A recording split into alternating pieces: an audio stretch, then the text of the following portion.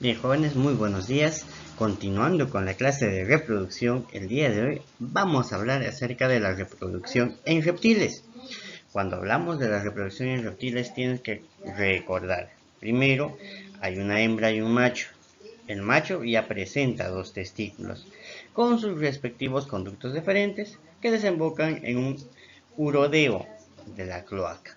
Ya. Las serpientes y los sauros machos poseen un par de hemipenes, que son estructuras musculares que emergen de las cloacas. Generalmente, la fecundación es interna, ¿ya?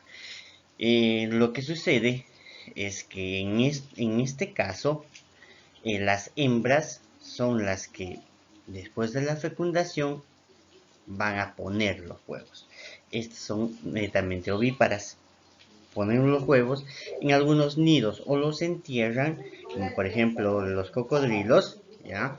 Y estas van a esperar a su etapa para que, pues, una vez eclosionado, puedan salir. Se sabe, por ejemplo, que en los cocodrilos el sexo del nuevo ser va a depender de la temperatura, o sea, de cuán profundo haya sido enterrado el huevo. Podría ser macho o podría ser hembra, de acuerdo a la temperatura de desarrollo que se tiene, ¿ya? Ahora, si hablamos, por ejemplo, en la reproducción de aves, también están netamente en las cloacas, pero los patos, por ejemplo, sí tienen un hemipene, ¿ya? Estos son sexos, los sexos son separados. Los machos van a presentar dos testículos con los conductos deferentes que desembocan también en la cloaca, ¿ya?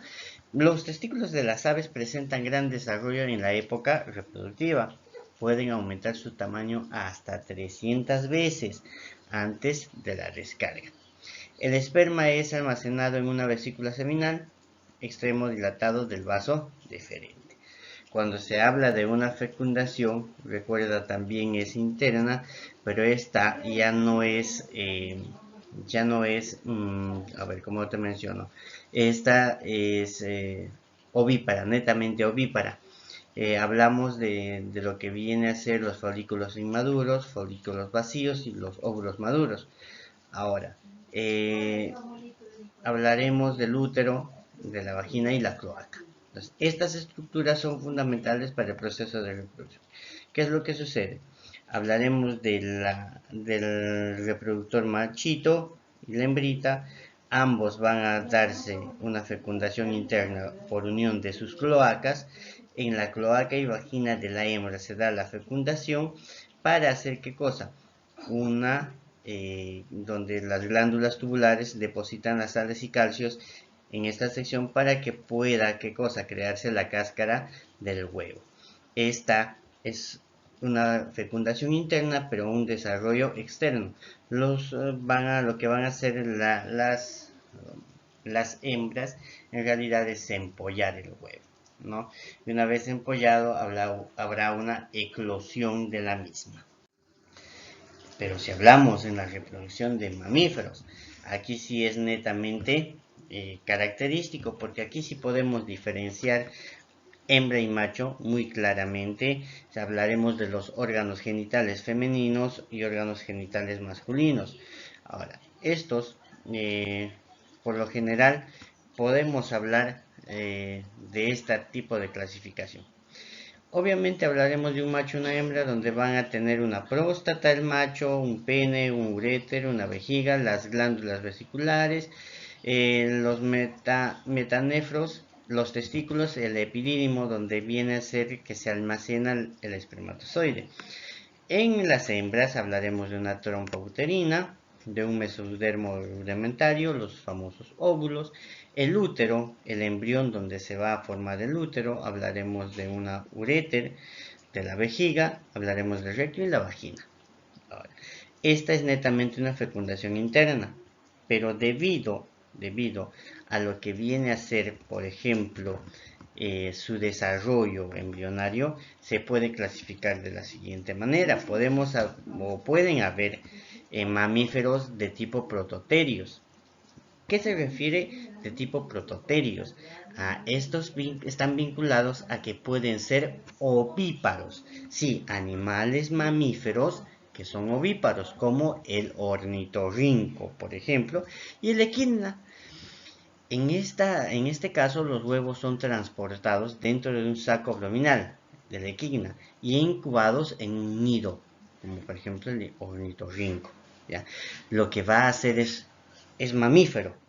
La reproducción se da mediante huevos, pero se da una eclosión y lo que va a hacer es amamantar al nuevo ser. A este tipo de mamíferos se le conoce como prototerios. Prototerios, no lo olvides. Así también hablaremos de los euterios. Y los euterios son aquellos que se van a desarrollar dentro de una bolsa denominada, que viene a ser, ¿qué cosa? Viene a ser la famosa placenta. Esta placenta le va a permitir el desarrollo y la comunicación de lo que viene a ser el nuevo ser con la estructura maternal. Ojo, se da una alimentación, se da un vínculo, pero más no se da una mezcla de sangre. No hay mezcla sanguínea dentro del útero. Generalmente, por ejemplo, hablaremos de los caballos, podemos hablar aquí de algunos felinos, ¿no? Podemos hablar también, por ejemplo, de las vacas, entre otros. Estas vienen a ser de reproducción mamífera euteria. ¿Por qué? Porque van a poseer vamos a tener lo que se respecta a un útero. Y así también podemos hablar de los metaterios. Y esto es muy conocido porque las crías van a nacer vivas, pero en estado fetal. Y estas se van a dirigir a una bolsa que se le conoce como marsupio. Y en ese marsupio se encuentran los pezones, las glándulas mamarias, para que se puedan nutrir hasta el desarrollo total de ese feto. Es un proceso de adaptación frente a la inexistencia de una placenta. Los metaterios no tienen placenta. ¿Quiénes son ellos, profe? Como por ejemplo el canguro, la zarigüeya y los koalas. Son son animales marsupiales. El desarrollo es fetal, se ha dado una fecundación interna, pero el desarrollo general del nuevo ser es en un marsupio, es externo. No lo olvides. Bien, muchachos, espero que les haya servido. Nos vemos en la siguiente clase. Hasta la próxima.